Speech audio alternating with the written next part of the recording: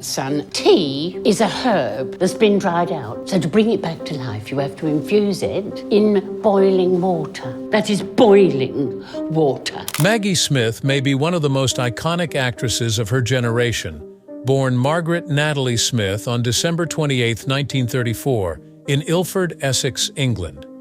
Early years filled with both artistic exposure and personal challenges led her to become one of the legends of the stage and screen. From dealing with challenges with co-stars, ill health, and then her tumultuous love life, she has continued to shine as one of the most reorganized stars in Hollywood. Join us as we uncover some of these tragic happenings in the life of Maggie Smith. She was the youngest of 3 children born to Nathaniel Smith, a public health pathologist, and Margaret Hutton, who was a secretary. When Maggie was about 4 years old, the family moved to Oxford because of her father's work. The luck of moving to Oxford placed the young Maggie within one of the most intellectually charged environs in the world, teeming with history and culture.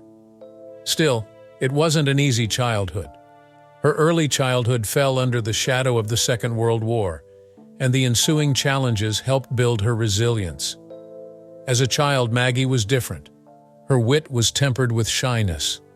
The shadows of her older twin brothers, Alistair and Ian, always managed to eclipse her, yet Maggie was attracted to the world of imagination. Even at that tender age, she already showed signs of her sharp-eyed and quick-witted features that would mark her future acting style. Maggie began her education at Oxford High School for Girls, where initial interests in performance were first seen. Her academic work was unremarkable, but it was during these years that her love of drama flowered. She was involved in school plays to try out different characters and develop her natural talent. Her teachers recognized her acting talent and encouraged her to pursue it further. Maggie made up her mind to follow her passion, notwithstanding her family's skepticism about an artistic profession. After her basic schooling, she was admitted to Oxford Playhouse School in the early 1950s.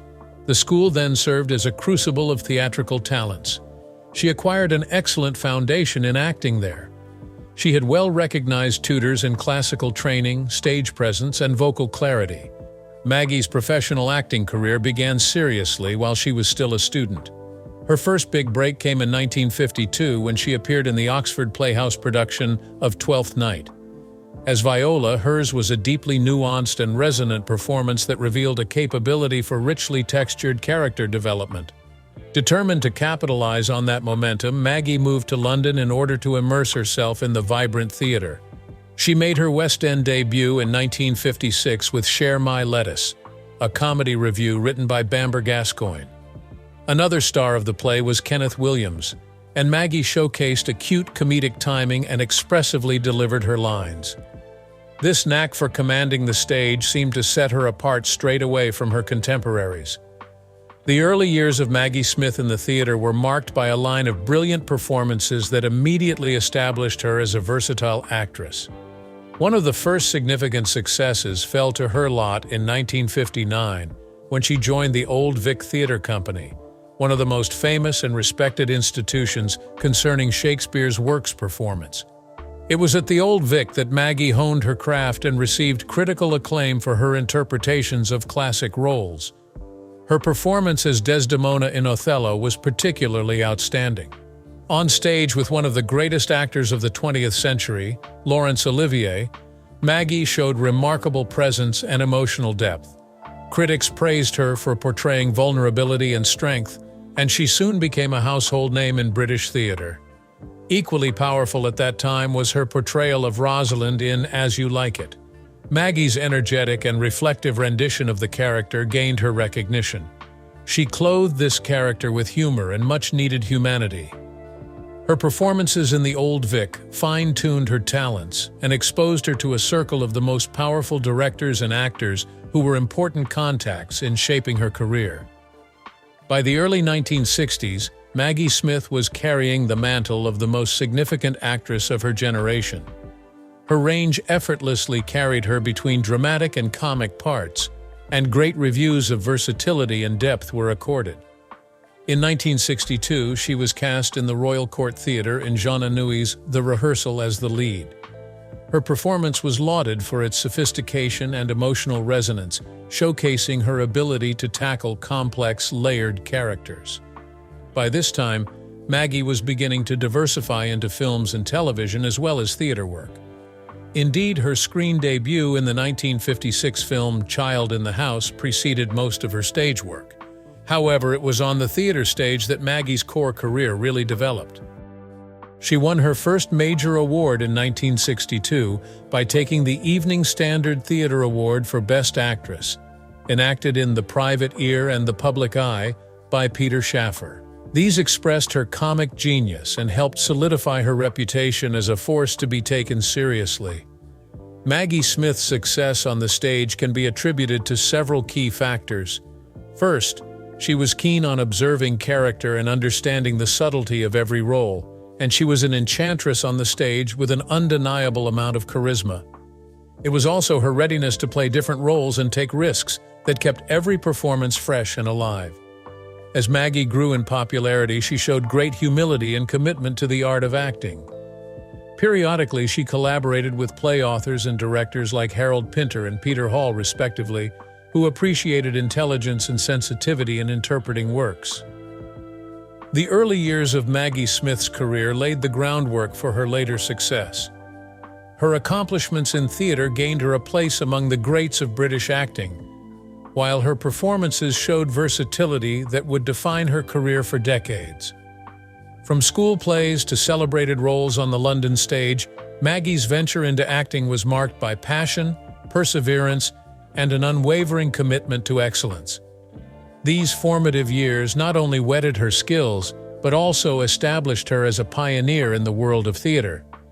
That she could move seamlessly from stage to screen in the 1960s and beyond speaks volumes about the residual effect of her early training and experiences. Today, Maggie Smith is celebrated not only for her illustrious career, but also for the legacy of brilliance she began crafting in her formative years. Maggie Smith's career spans several decades and is unmatched for merits in front of the camera. Brilliantly versatile, she has played every role from aristocracy to a kooky weirdo. In addition to all her critically acclaimed movies, Maggie has made several great guest appearances on television that showcased how incredibly talented she is. Having already secured her status as a powerhouse on stage, Maggie ventured onto the silver screen with all the elegance and seriousness her work in theater had always commanded. Her initial forays into cinema marked a remarkable filmography that would capture the imagination of audiences worldwide. Her breakthrough film came in 1965 with The VIPs, directed by Anthony Asquith. As the vulnerable and sophisticated Miss Mead, she held her own against the likes of Elizabeth Taylor and Richard Burton. Not only did this role bring Maggie to the attention of the international public, but it also won her a great deal of critical praise and marked her as a significant new talent in the movie world.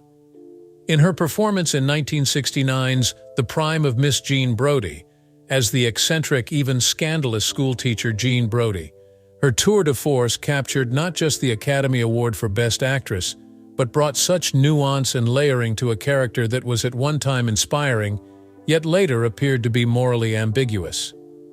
In 1978, Maggie picked up her second Academy Award, this time for her supporting performance in California Suite, directed by Herbert Ross. Playing the hugely vulnerable actress Diana Barry with skill, she balanced the light moments without much effort. It cemented her as part of a select band of performers who have won Oscars for leading and supporting performances.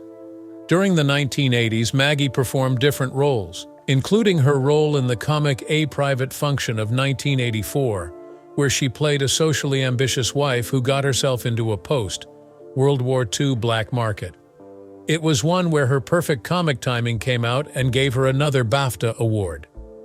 Equally impressive from this era was A Room with a View, directed by James Ivory. Again, Maggie proved that even a supporting role could be vamped up into an unforgettable performance as the pesky but well-meaning chaperone Charlotte Bartlett. The film generally received critical acclaim and continued to build Maggie's status as a cinematic treasure. To a generation of younger viewers, Maggie Smith is perhaps best known for her role as Professor Minerva McGonagall in the Harry Potter franchise.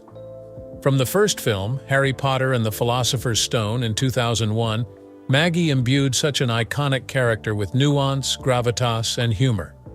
Across 8 films, she was integral to a franchise adored by millions worldwide.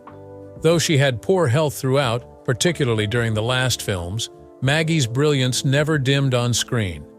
Maggie's filmography has a lot of diverse and striking roles. In Gosford Park, directed by Robert Altman, she played Constance, Countess of Trentham, a sharp-tongued aristocrat navigating the complexities of a murder mystery. She got an Academy Award nomination for her performance and showed how she could hold her own in ensemble casts. In The Best Exotic Marigold Hotel and its sequel, The Second Best Exotic Marigold Hotel, Maggie portrayed Muriel Donnelly, a crotchety yet endearing retiree. These films brought Maggie's talent to a new generation of viewers, as her character's growth and humor resonated deeply with audiences. While she is best known for her film and theater contributions, Maggie has made many television appearances, often bringing a bit of her trademark sparkle and wit to the small screen. One of her favorite television roles is that of Violet Crawley, Dowager Countess of Grantham, in the ever-popular series Downton Abbey from 2010 to 2015. Maggie's acuteness in delivering one-liners brought nuance to the role and earned her 3 Emmy Awards, securing her stature as a television icon. During the 1990s, Maggie made an appearance in the British anthology series Screen 2.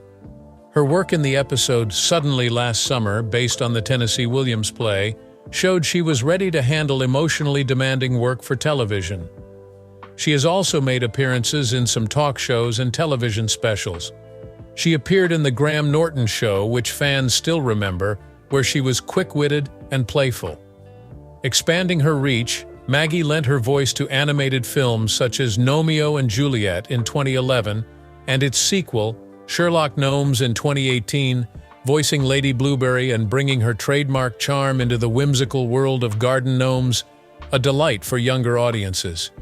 Her voice work extended into documentaries and television specials, lending her distinctive, regal tone to add depth and gravitas to various projects.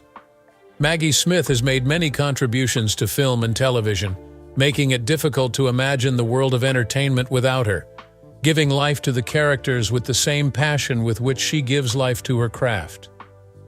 From the earliest forays into films, major iconic roles in films such as Harry Potter and Downton Abbey, Maggie's career stands in excellence and versatility. Though private and reserved are adjectives most utilized to describe her, performances by Maggie speak volumes. Her sporadic guest appearances and interviews reflect a sharp intellect and great sense of humor that please both fans and colleagues alike. Today, Maggie Smith is known not only for the remarkable body of work that she has built up over the years, but also for serving as an inspiration to up-and-coming actors. Whether on stage, screen, or television, Maggie's legacy is one of brilliance, resilience, and timeless artistry. Having been active in her career for over 7 decades, Maggie Smith has been part of several record-breaking performances and iconic roles. But not everything in her life has been smooth. From on-set conflicts to personal health battles, Maggie has faced her fair share of struggles while continuing to deliver excellence. Pitted against these struggles, her career has been marked by accolades and recognition, making her indeed a legend of stage and screen. In the early part of her career, Maggie put up with a lot of what young professionals and others expect of anyone who attempts to build a performing career. Like so many of the greats in professional acting, success required determination. As well known as she is now, attaining that height required some level of sacrifice and tolerance. The gender dynamics in the entertainment industry during the mid-20th century often placed women in limited roles, making Maggie's rise to prominence an even more remarkable feat. One of the great trials Maggie had to go through was being typecast with very distinctive looks and speech in various roles. This early issue that she had with typecasting made it difficult for her to get leading roles. One of the more troubling moments in Maggie Smith's career occurred when working with Laurence Olivier, a talented but notoriously difficult actor. During the production of Othello, Olivier and Smith had tense interactions. The most memorable incident of this was when Olivier slapped her. The slap was not scripted and spoke of hidden resentment that might have stemmed out of jealousy. Maggie would later refer to the experience as being profoundly unsettling, though she had tried downplaying its lasting impact when making public comments regarding it. The incident came into full light what actors, particularly females, go through at the hands of domineering or eccentric co-stars. The incident did not stop Maggie from giving a wonderful performance in the play, a fact that asserts her professionalism to rise to the occasion, come hell or high water. In the early 2000s, Maggie started developing serious health complications. Shockingly, her worst nightmare came true when in 2007, Maggie was diagnosed with breast cancer. Undergoing treatment that included chemotherapy, Maggie, however, worked on and was involved in filming Harry Potter and the Half-Blood Prince in 2009. It is here that one notices the commitment towards work, which her illness could not take her away from. In interviews, Maggie spoke candidly about how the illness affected her physically and emotionally, and that she is grateful for the support of her colleagues and fans. The way she handled this period added to her reputation as a real professional. Then Maggie did find herself in the daunting task of maintaining relevance during her evolution in the entertainment industry. With the continued shift and changes in the entertainment industry, she continued to gain prominent casting roles in Harry Potter and Downton Abbey, securing her standing amongst this current generation. Maggie weathered the changes in what was expected of women in the business too. In an era in which actresses were supposed to fade away after 40 years of age, Maggie regularly turned in performances that defied age-related expectations, proving she was a talent that endured. Despite the setbacks, the list of awards and honors bestowed upon Maggie Smith is impressive and underlines her immense contribution to the arts. Maggie has won 2 Academy Awards, which puts her in that select company of actors. Her first Oscar came with The Prime of Miss Jean Brodie in 1969, where she was cast as the eccentric schoolteacher Jean Brodie. It was that particular ability to balance charisma with moral ambiguity that captured audiences and critics alike. A second Oscar as Best Supporting Actress came from California Suite in 1978. The part displayed Maggie's range, blending with apparent ease, humor, and pathos. Maggie Smith has 7 BAFTA awards, which showed her dominance in British film and television. Among many of her wins in films were A Private Function in 1984 and The Lonely Passion of Judith Hearne in 1987. Her performances continued to amaze the British Academy and made her recognized as one of the most decorated actors in BAFTA history. Maggie has won 3 Golden Globes in her career. Among her wins include California Suite and The Prime of Miss Jean Brodie, as well as a Special Achievement Award for the many contributions she has made to the industry.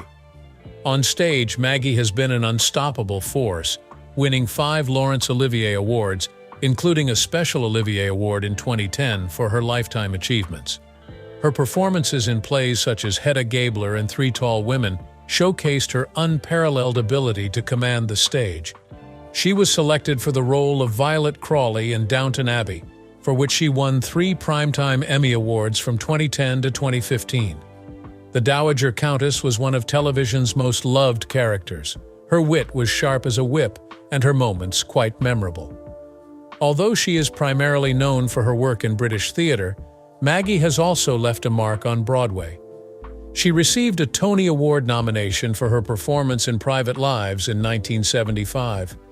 Her success on Broadway showed that she could captivate audiences outside of her native UK. In 1990, Maggie Smith was appointed a DBE for services to the performing arts. She was granted this honor in recognition of her outstanding contribution to British culture. In 2014, she also received the Companion of Honor, one of the highest honors in the British monarchy, for all her lifetime work as an actress. Maggie Smith's career is really a testament to how the actress has coped with all odds, including tough co-stars, sicknesses, and changes within the industry. Her outstanding contribution to films, along with various awards and recognitions that she received, has made her one of the most highly regarded performers of her time. Her story inspires legions of actors and fans alike that even against adversity, brilliance and dedication can pay off in unparalleled success. Maggie Smith is one beacon of excellence whose legacy has been etched in the annals of film, theater, and television history. Also, Maggie Smith's love life has also been as dramatized as her career. However, compared to the galaxy of romantic relationships characterizing Hollywood stars, they have been passionate, heartbreaking, and resilient. Her experiences expose the complexity of love and fame, and the challenges of balancing personal relationships with a highly demanding career. Young Maggie Smith was a bright, witty girl and an uncommon beauty. The beginning of her acting career brought into her orbit many admirers, both from the world of the theater and beyond. While her personal nature has kept much of her early dating life private, certainly her rise to fame in the 1950s and 1960s brought her into the orbit of many eligible bachelors. One of Maggie Smith's earliest serious relationships was with playwright and actor Beverly Cross. Even though they had immense affectionate regard for each other, the relationship had to go through trials from society and a call of profession that called upon them to separate. Cross would later become a major turning point in her personal life, but even that journey had its ups and downs. Maggie Smith married a fellow actor in 1967, Robert Stevens, a leading light of British theater. Charming and brilliant, but with a famously tempestuous personality, as well as a problem with drinking, Stevens caused much trouble within their marriage. The union produced twin sons, Chris Larkin and Toby Stevens, who followed in Mom and Dad's footsteps and became actors. The one-time power couple, Maggie and Robert, were a staple in theater, often working together in stage productions. However, the pressures of their careers, coupled with Stevens's erratic behavior, began to chip away at their relationship.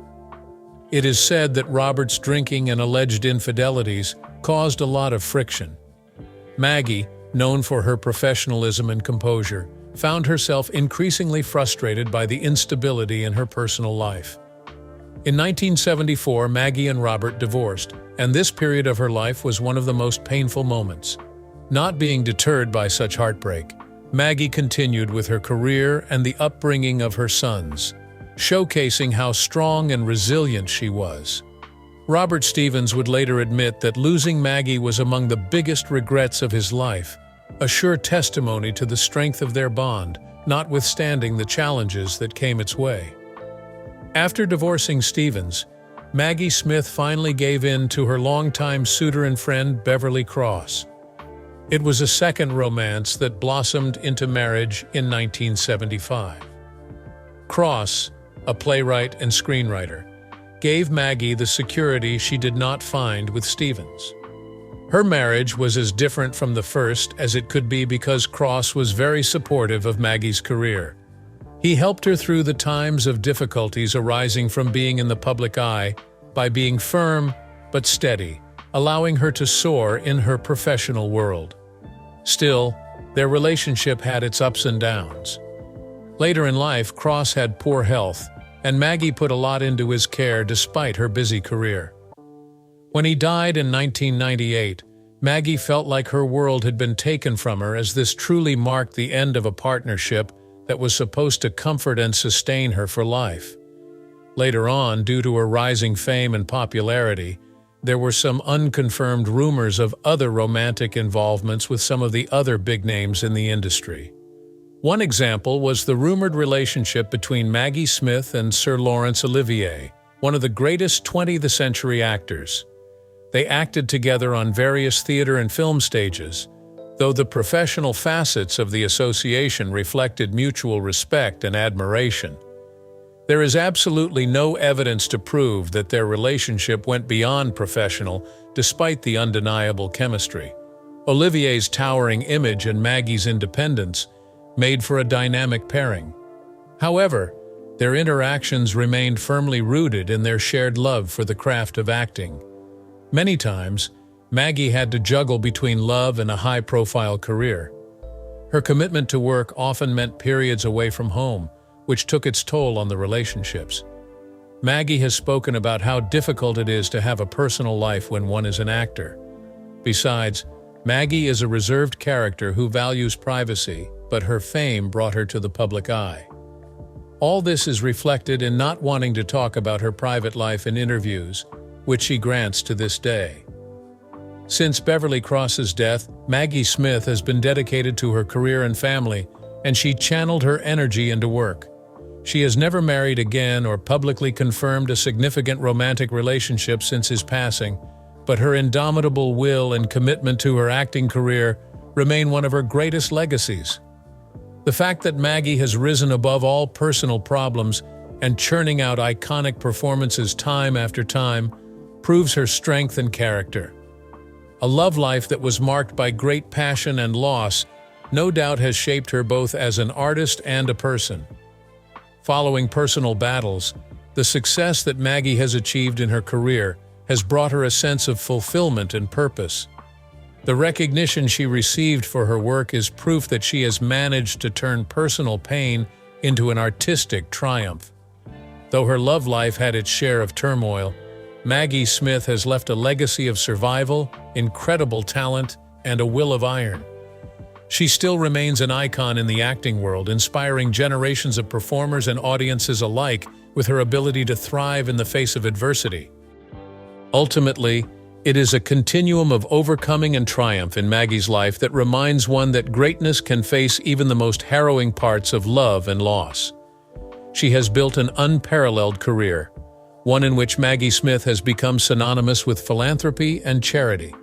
Her causes denote a sensitive soul that is dedicated to helping bring change for good, especially in health, education, and the arts. Maggie Smith has been supportive of cancer charities through the years since she fought and survived breast cancer, a cause that has grown ever so close to her heart. After diagnosis and successful treatment, Maggie became actively involved in the awareness and education about the disease. She has lent her time and resources to organizations like Macmillan Cancer Support that attend to people suffering from cancer, including their families. By relating her journey, Maggie has been able to inspire a lot to get checked early to receive the help that is desperately needed. A household name in theater and film, Maggie has always supported events in the development of the arts. Maggie has been committed to institutions such as the Royal Academy of Dramatic Art. She pushes for funds for scholarships in order to allow promising performers, regardless of their circumstances, to receive the highest standard of training. Maggie has participated in charity events that provide support to theaters that go through financial hardships and fail to keep the arts going and alive for future generations. Maggie Smith extends her philanthropy to children's causes, especially those covering education and health. She has been a patron of the charity Seen and Heard, which pairs professional writers and actors with children from underprivileged backgrounds to create original theater productions. Such initiatives, apart from instilling confidence in young participants, also provide them an avenue to express themselves. She has lent her voice to organizations that have given medical care and education to less fortunate children, evidencing her commitment to making sure young people worldwide have successful lives. She has supported several charities that deal with the care of older people and therefore fully understands their challenges. She supports organizations like Age UK, which is committed to addressing loneliness among older adults and providing support services. Maggie's contribution underlines her belief in the right of all people to dignity and quality of life in later years. Maggie has from time to time been involved in fundraising for worldwide humanitarian causes, such as disaster relief. Her involvement in various benefit events and campaigns generated a sizable income for the victims of earthquakes, hurricanes, and war zones. Although she prefers for her charity work to be conducted behind the scenes, these endeavors provide insight into the concern she feels for general global welfare. Running parallel to her brilliant acting career is Maggie's Philanthropy, which has painted the picture of a woman who uses her platform to give back. Be it funding cancer research, championing the arts, or crusading for vulnerable populations, Maggie's charity work simply epitomizes her deep compassion and commitment to trying to make a difference. Indeed, she will be remembered for more than her work on the stage and screen, as her commitment to humanitarian causes touches countless lives. And that will be all on Maggie Smith. Check out our other videos and we will see you in the next one.